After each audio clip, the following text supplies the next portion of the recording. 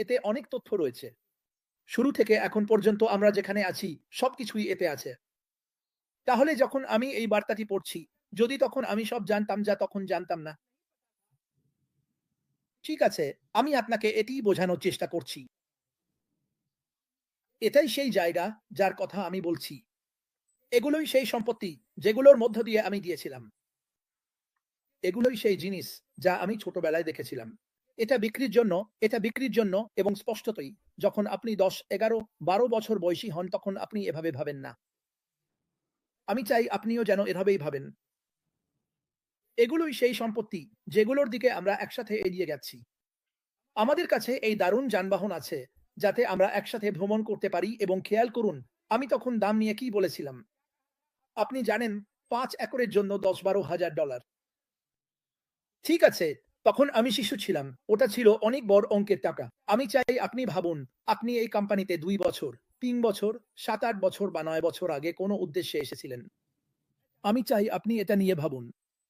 এখন আমি জানি, আমি আর কখনো পেছনে ফিরে তাকাবো না এবং বলব না, বাহ! হয়তো তখনই আমাকে ঝাঁপিয়ে পড়া উচিত ছিল। তখন তো কেবল কয়েক ডলারই ছিল। আমার করা উচিত ছিল। এটাই ওয়েনিং সেভেন আমাকে বলছে। এটাই সেই জায়গা যেখানে থাকা উচিত। তারা আমাদের উইনিংস 1 থেকে 7 পর্যন্ত পুরো যাত্রার বল-পলিফে ছোট্ট একটা সফরে নিয়ে গেলেন। আমার এটা খুব ভালো লেগেছে। তিনি মানুষকে এটা মনে করিয়ে দিতে চান যে আমরা কোথায় আছি, কোথা থেকে এসেছি এবং কোথায় যাচ্ছি। কিছু পয়েন্টে আমি কথা বলব। তাহলে আমরা এখন কোথায়? আমি সরাসরি শেষ পর্যন্ত যাচ্ছি। আমি ১, ২, ৩, ৪, ৫, ৬ এবং এখন ৭ সবকিছুই বেঁচে নিয়েছি। আমি সরাসরি শেষ পর্যন্ত যাচ্ছি। তাহলে আমরা এখন কোথায়? আমরা এক শক্তিশালী মোড়ে দাঁড়িয়ে আছি। আমি সেই সম্পত্তিগুলোর কথা বলছি, যেখানে আমি ছোটবেলায় যেতাম। আপনারা এখনো সেই সম্পত্তিগুলোতেই আছেন। ঠিক আছে, এখন আমরা পেছনে ফিরে হতাশার দিকে তাকাচ্ছি না, বরং মনোযোগ দিয়ে সামনে তাকাচ্ছি।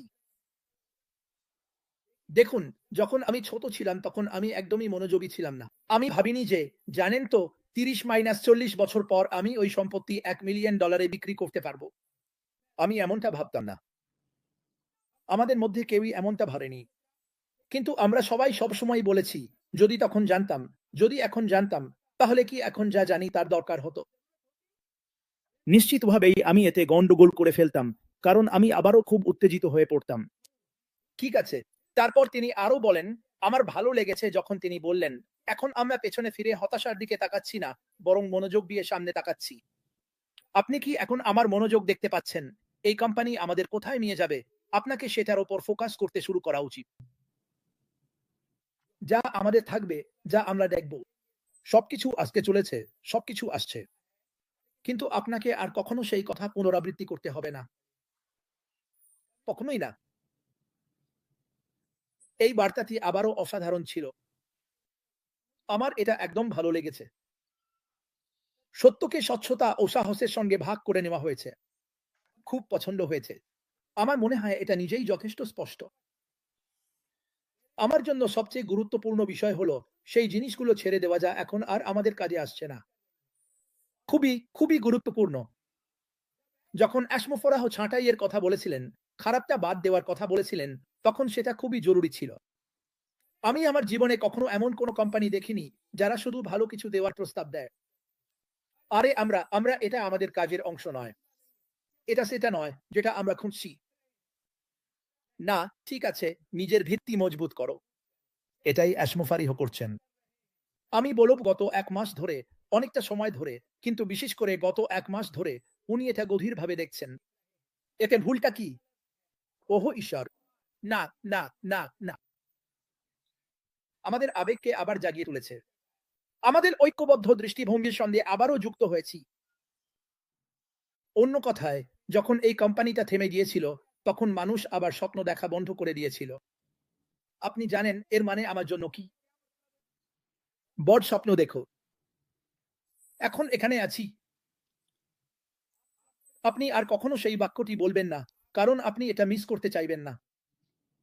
তাদের জন্য যারা বিশ্বাস করেন না বা খারাপ কথা বলতে চান, যাও বিদায়। কোথাও গিয়ে সাবান বিক্রি করো,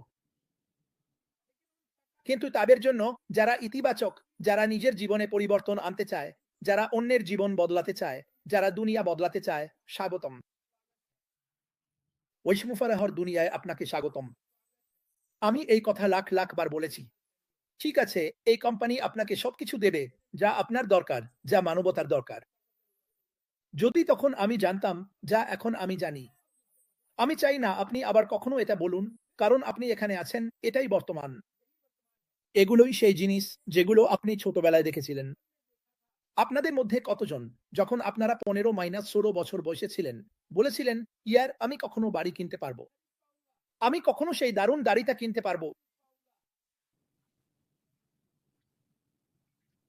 আপনি বুঝতে পারছেন আমি কি বলছি? যদি আপনি এই নিয়ে উত্তেজিত না হন যে এই কোম্পানি কোথায় যাচ্ছে বা কোথা থেকে এসেছে, তাহলে আমি আপনাকে এখনই বলছি, উত্তেজিত হয়ে উঠুন। আমি আর কখনো সেই কথা বলতে চাই না। কখনোই না। এটাই সেই কোম্পানি যার উপর আমার শতভাগ বিশ্বাস আছে যে এটা আমাদের মুক্তি দেবে। ওইসমু ফারাহ এটা দারুণভাবে বোঝাচ্ছেন। তিনি আপনাকে সেই ছোট, ছোট বিষয়গুলোর কথা মনে করিয়ে দিচ্ছেন, যেগুলো আমরা এখানে করেছিলাম। তিনি একদম সঠিক জায়গায় আছেন। আর তারপর শেষে তিনি যা বলেন, সেটা সত্যিই আমাকে ছুঁয়ে গেছে আর আমার মানে ভালোভাবে। এখন আমরা স্পটলাইট ঘুরিয়ে দেব এবং আপনার উত্তর জানতে চাইব। এখন আপনার সামনে এই ব্যক্তি বলছেন যে তিনি জানতে চান, আপনি কি ভাবছেন? আপনার পরিচিত কতজন বস বা সিইও আছেন, যারা কখনো আপনাকে এই প্রশ্ন করেছেন? এটা নিয়ে ভাবুন। তিনি আপনার প্রতিক্রিয়া চান। তিনি গত ৮ বছর ধরে আমাদের কাছ থেকে প্রতিক্রিয়া চেয়ে আসছেন। তাকে উত্তর দিন। ইতিবাচক থাকুন। তিনি নতুন কিছু শুনতে খুবই পছন্দ করেন। তিনি জানতে চান আপনি নিউজ 1 থেকে 7 পর্যন্ত নিয়ে কি ভাবেন। ওই মুফারে আমি আপনার জন্য দাঁড়িয়ে হাততালি দিচ্ছি। বন্ধুরা, এখানে উপস্থিত আপনাদের সবাইকে যদি আমি আমার দৃষ্টি ঠিকভাবে কেন্দ্রীভূত করতে পারি। সমর রায়, মিস্টার মুফারি, কি হচ্ছে? তিনি এখানে আছেন। তিনি চ্যাটে আছেন। ওই মুফারে আপনি কতবার বলেছেন, যদি তখন জানতাম যা এখন জানি। আমার মনে হয় আপনি সবসময় জানতেন, কিন্তু আপনি জানতেন সেটা পূরণ করতে হলে আপনাকে পদক্ষেপ নিতে হবে, আর আপনি সেটা করে দেখিয়েছেন। ভাই, এখন আমরা কোনো নেতিবাচক বিষয়ে মনোযোগ দিচ্ছি না। এখন সামনে এগিয়ে যেতে হবে পুরো গতিতে। আর এটা কি একটা নৌকা, নাকি আমি পা দিয়েও ঠেলতে পারি? নেতিবাচকতাকে উপেক্ষা করো। জেনে রাখো তুমি সঠিক জায়গায় আছো, যেখানে তোমাকে আর কখনো বলতে হবে না, হে ভগবান, আমি এটা কেন করিনি। আমি চাই ৩০-৪০ বছর পর যদি আমি তখনও বেঁচে থাকি, তাহলে তোমার সন্তান আর নাতি-নাতনীরা যেন এটাই বলে, আমি খুব কৃতজ্ঞ যে আমার মা-বাবা কিংবা আমার কাকা বা আমার ভাই-বোনেরা আমাকে এটা দেখিয়েছিল। দেখো আজ আমি কোথায় আছি। এটা নিয়ে ভাবো। যদি তখন জানতাম যা এখন জানি। এবার আমি ঠিক বলেছি। অসাধারণ। যাই হোক, আমি এখনই তোমাকে বলছি। তোমরা সবাই জানো ঐশ কখনো হার মানেনি। সে কখনো হার মানেনি। হ্যাঁ, কিছু মানুষ অবশ্য হার মেনে ছেড়ে দিয়েছে। একটা দারুণ জীবন কাটাও। সে শুভকামনা জানায়। তুমি যা করছো তাতে তোমাকে শুভকামনা। কিন্তু আমি কৃতজ্ঞ যে আমি এখানে আছি। আমি কৃতজ্ঞ যে তোমরা সবাই এখানে আছো। ডিস্ট্রিক্টে কি চলছে? ডেভিড রোসেলস্কি, জন বেরিলা, আমার অ্যাডমিনরা, মীরা কুইন ওনেলি। তোমরা সবাই অধ্যায় ৮ আসছে। অধ্যায় ৮ আসছে এবং তোমাদের মধ্যে অনেকেই সেদিন আমাকে বলেছিলে, আরে ক্রিস, কতগুলো অধ্যায় বাকি। দুঃখিত। আমি আবারও করে ফেলেছি। ঐশ আমার মতোই আমাকে বকা দিল। ক্রিস, আমাদের আর কত খবর শুনতে হবে? এটাই আমি এদের সবাইকে উত্তর দিই। আমার মনে হয় এখন থেকে অনন্তকাল পর্যন্ত আমাদের কাছে সবসময় একটা না একটা খবর থাকবে। অনন্ত পর্যন্ত খবর চলতেই থাকবে। আর যেমনভাবে আমরা এগিয়ে যাব, আমি এখনো বিশ্বাস করি ওরা আরো খবর দিতে থাকবে। তারা আমাদের জানাবে সামনে কি আসছে। তারা আমাদের কিছু নতুন জিনিস সম্পর্কে জানাবে যা আসছে। তারা আমাদের ইঙ্গিত দেবে সামনে তারা কি করতে চলেছে। তাই হ্যাঁ, ও খবর চলতেই থাকবে। ও খবর চলতেই থাকবে। এটা সেই বই যা তোমার জন্য লেখা হচ্ছে। প্রতি সপ্তাহে ২ বার। এটা যত্ন করে রেখে দাও। এটা এক অসাধারণ যাত্রা হতে চলেছে বন্ধু। এটা এক অসাধারণ যাত্রা হতে চলেছে। ভাবো, যখন তুমি ছোট ছিলে, সেই সব জিনিস যা তুমি দেখেছিলে। ইস! যদি আমার শেখা থাকতো। ইস! যদি আমার শেখা থাকতো। আমার শেখা কিনে নেওয়া উচিত ছিল। আমার তাকে বিনিয়োগ করা উচিত ছিল। এখন এসব বলা বন্ধ করো। তুমি সেই জায়গায় আছো যেখানে এইসব কিছু ঘটতে চলেছে। এটা বোঝো। আমি সেই ব্যক্তি। ওটা কি? এখন ৪ টার মধ্যে আমি যতটা চেয়েছিলাম তার চেয়ে একটু বেশি এগিয়ে গেছি। আমি চেষ্টা করেছি। ভাই অ্যাশ বাড়িতে আছেন। তিনি তোমার সঙ্গে কথা বলছেন।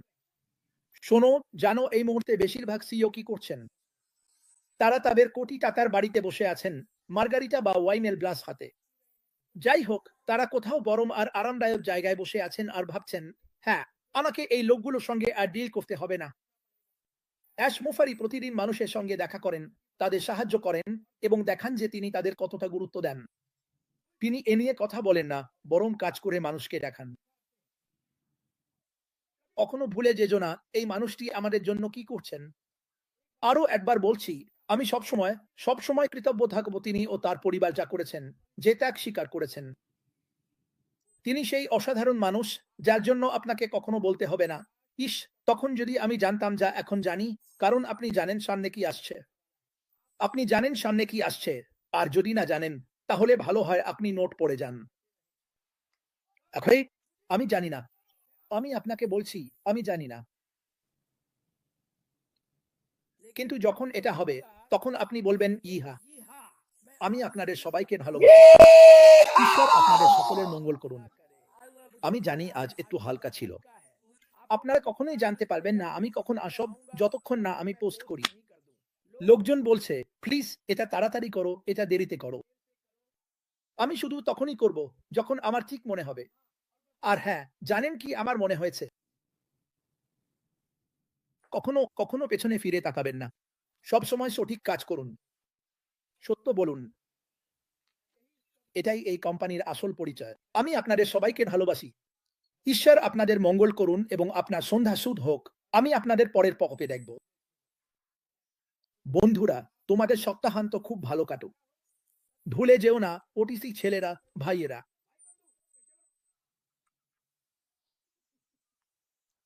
শনিবার ১২টা। শনিবার ১২,০০০। ভাই একটু দাঁড়াও। ধন্যবাদ। আর আমি তোমাকে এই কথা আবারও বলব।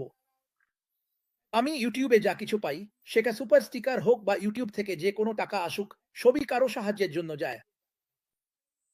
ঠিক আছে, তোমাদের আমাকে কিছু দেওয়ার দরকার নেই। আমি চাইব তোমরা এমন কাউকে দাও, যে কোনো চ্যারিটি বা ভালো কাজে সাহায্য করে। কিন্তু আমার টাকাও সেখানেই যায়। এটাও কখনো ভুলে যেও না। ঠিক আছে, এখন থামো, আমি যাচ্ছি। আমি তোমাদের সবাইকে ভালোবাসি। আমি এখানে তোমাদের সঙ্গে সুপার স্টিকারের মাধ্যমে দেখা করব।